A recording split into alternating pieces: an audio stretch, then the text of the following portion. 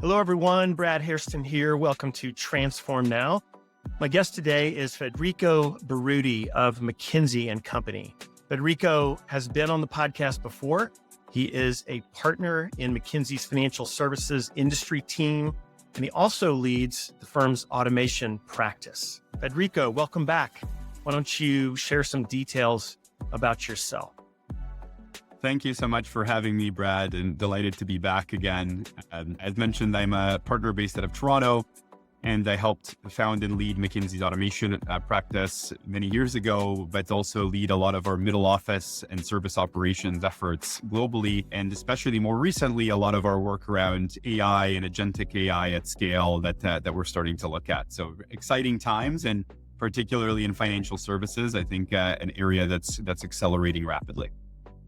Yeah, absolutely. I mean, this AI renaissance that we're experiencing is driving so much change, and you're right. Financial services is right in the middle of it, which is where you spend most of your time. So I'm eager to hear your perspective on everything that's evolving. And along the way, Federico, I'd like to shine a light on a few specific industry sectors within financial services, if that's okay. So let's dive right in. Federico, in your opinion, why is it now appropriate for financial services companies of all shapes and sizes to embrace automation and AI the way that the largest institutions did 2 decades ago? It's a great question, and excited to talk about this. So advancements in automation and AI have democratized access to these types of technologies, and it's become exponentially more scalable, affordable, and impactful than they were decades ago. And of course, even just relative to a couple of years ago, even the acceleration is just dramatic of what we're seeing in the space. And what was once, the domain of larger institutions, it's now become more table stakes. Even smaller firms can enter this arena without massive capital investments of the past, and also with imperfect data. So this has really allowed much more access and development in this space. At the same time, what we're seeing is customer expectations have risen dramatically, and a new standards being set. And clients are demanding personalized real-time financial services and much deeper engagement across the way they interact with financial institutions. And you just see it in things like the percentage of people using mobile banking apps that has risen from 39% to 57% in the last couple of years. And we know that customers are becoming more and more comfortable with these technologies. And so there's the demand side of things that are even accelerating further with agentic AI movements.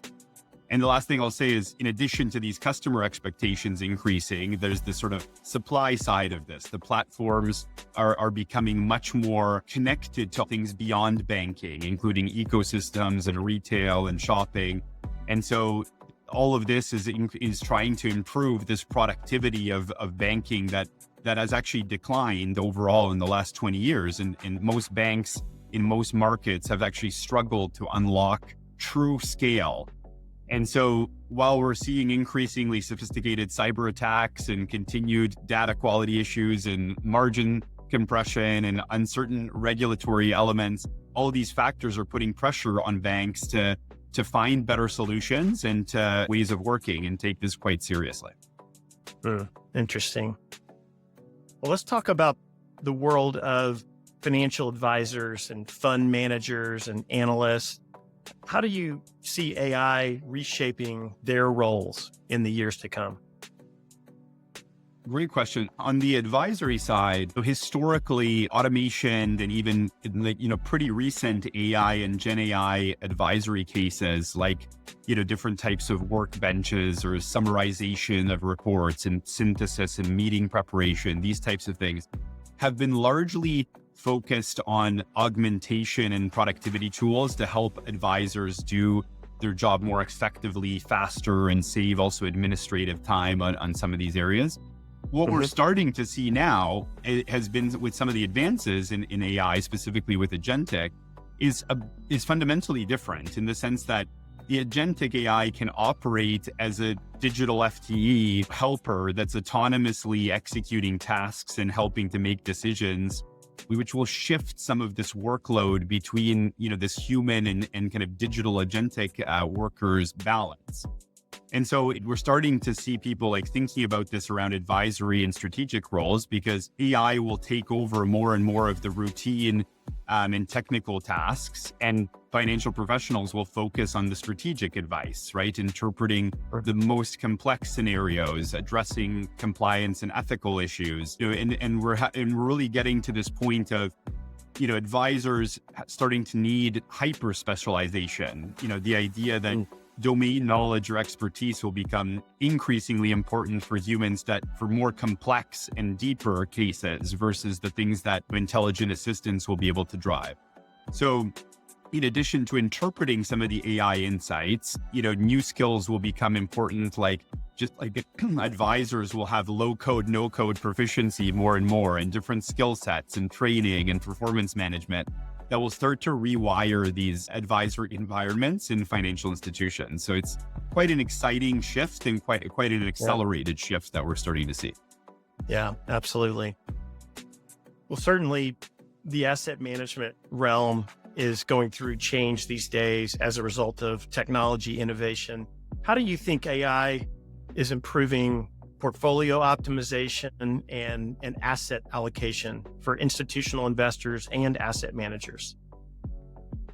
Yeah, this is an amazing kind of area, because I think AI is not just improving it, but in some ways, some would say that it's revolutionizing portfolio optimization and asset allocation for these types of players. We're seeing it across kind of three main areas. One is, I think there's going to be more informed investment decisions. So the ability to ingest vast amounts of structured and unstructured data, including financial reports, trends, sentiment analysis, alternative data sources. So we've seen folks looking at satellite imagery, social media, like all sorts of types of predictions that you're going into this to stress test portfolios against even extreme events. And this allows the asset managers to evaluate and develop insights and correlations that were previously, very time consuming or much more difficult to do. And they can do this much more in real time. The second is around dynamic portfolio optimization and essentially all the automation that can come with portfolio management in this way, because these models often have relied on static assumptions from the past. And now with AI, you can, enable quite a bit of dynamic real-time adjustment to this and respond more quickly to these types of events.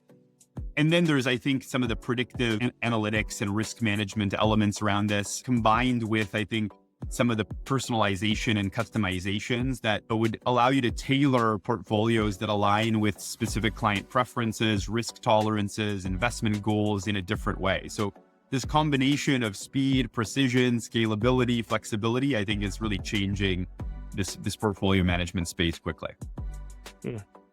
And perhaps an add-on question to that, how can those asset managers leverage AI to enhance client reporting and regulatory compliance? Those are obviously things they spend a lot of their time doing. So if you could speak to that, that would be great. Yeah, I think there's two sides to the coin on this. One is that you can significantly enhance client reporting and regulatory compliance with automated processes that are clear, less manual intervention, more accuracy, deeper insights. And this all gives quite a bit of confidence. Of course, all of it that touches AI will need to be explainable, right? And so, there's kind of the two flips of the coin there to make sure that you reduce the manual effort in interventions, you automate this, you integrate more data sources, and you can give regulators a lot of confidence on how you've structured this with respect to the standards, but you have to be able to explain it and have a common language and understanding around how you do that. And, so I think there's quite a proactive push here where more and more AI is being used to monitor transactions, flag suspicious activities, detect anomalies, indicators of non-compliance, right? But so it allows asset managers all of that extra, and then an ability to then translate that proactively to improved regulatory compliance. Federico, what about banks, credit unions, trust?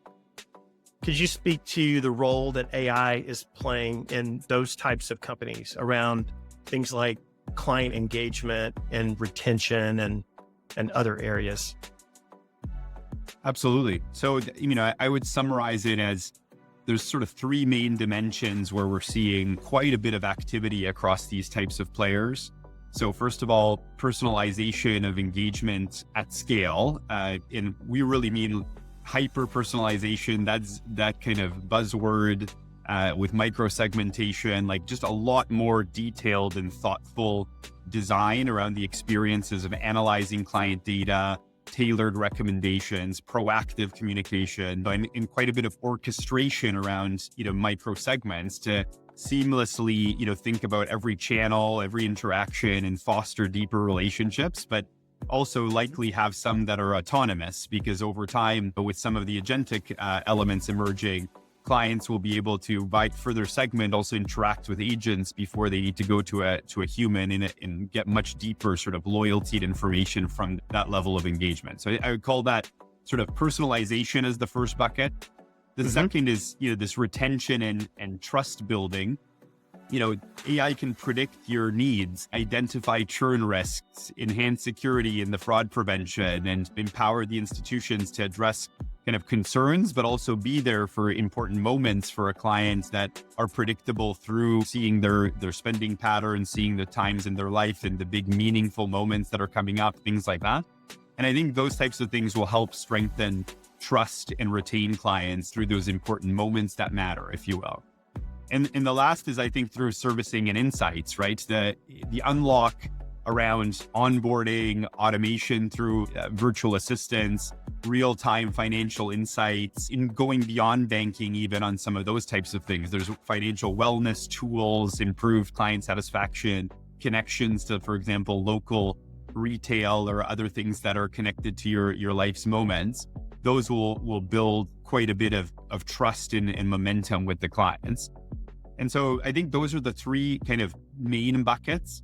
And in particular, I think that Gen AI and Agentic are addressing pain points around real-time value and scaling. Like, for example, I can imagine a world where Gen AI agents can support humans to understand the complexity of AI's decisions and then they can set this directly in motion in personalized actions. And so I think there's quite a bit of stuff to build upon even these layers that I mentioned.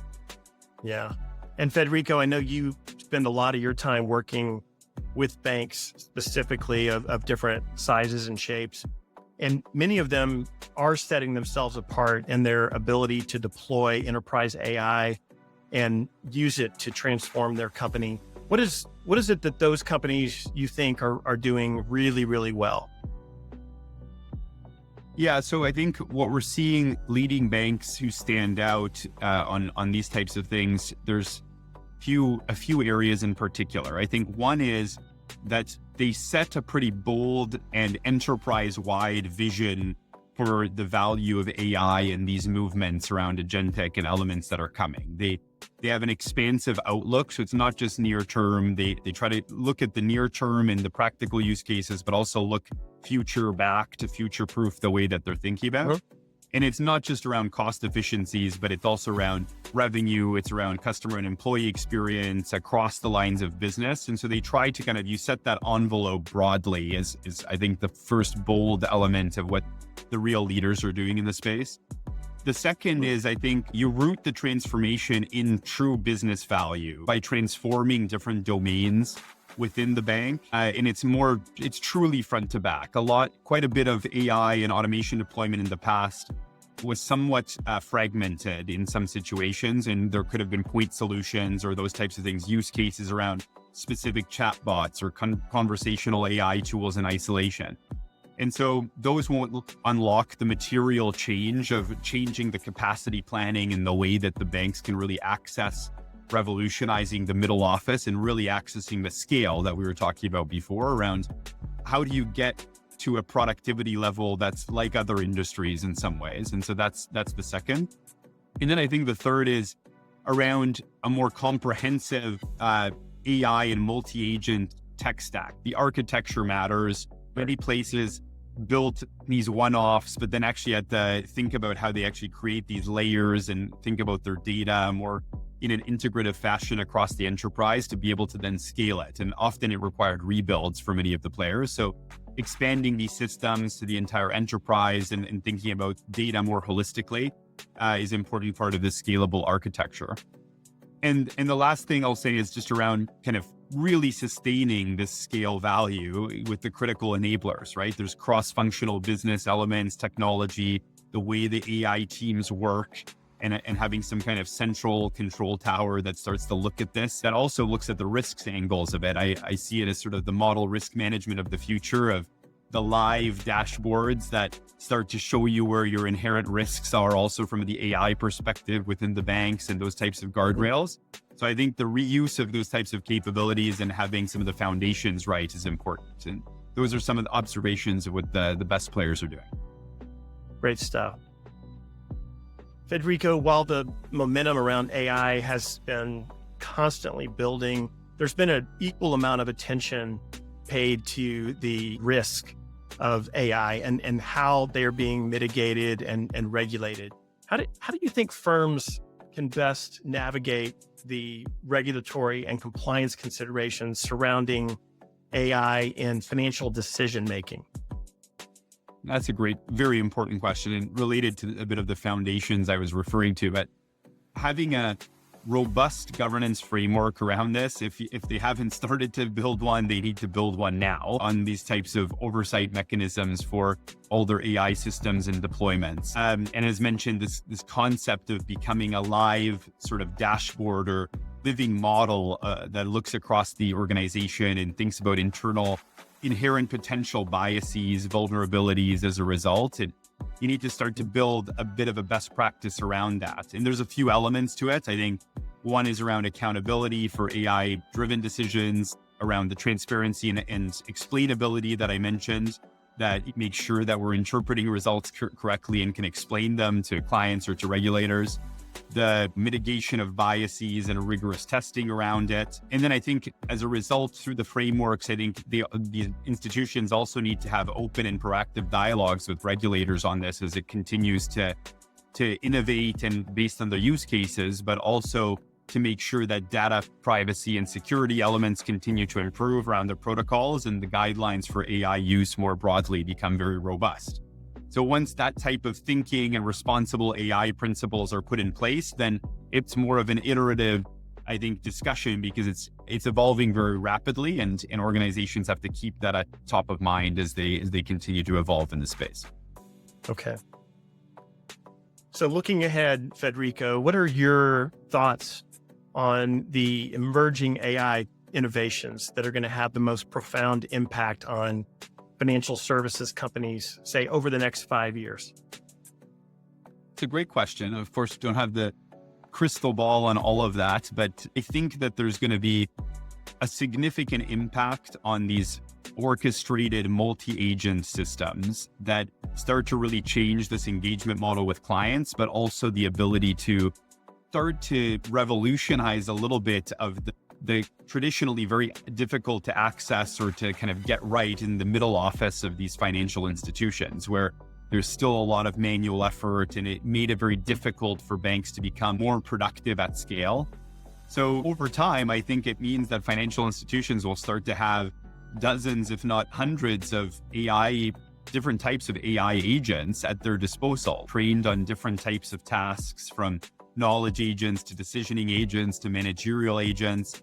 And these agents can continuously be trained to become better over time and managed across the different types of workflows.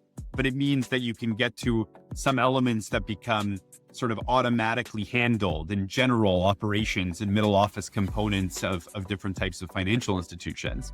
Whereas specialized and leaner and smaller human teams will continue to oversee these agents, but also deal with some of the more complex elements that the multi-agent systems can't. And so to still bring that human touch to many of these components. And all of these AI agents, I think, become powered with different types of LLMs that are fine-tuned and domain-specific and much more kind of factual and based on also kind of constrained LLMs that are become proprietary to these types of banks over time. And so I think that starts to make it more and more controlled and manageable, but creates more and more value specific to a financial institution strategy of what they're trying to deliver to the client. Well, Federico, I could sit here and listen to you all day, talk about this stuff. It's just so interesting. Thank you so much for coming back to the podcast and sharing your perspective on the intersection between automation, AI, and the financial services industry. Such an exciting time we live in, and you're certainly right on top of it. So thank you for being here. I appreciate it, and I wish you the very best. Thanks so much, Brad. Pleasure to be here. Talk soon.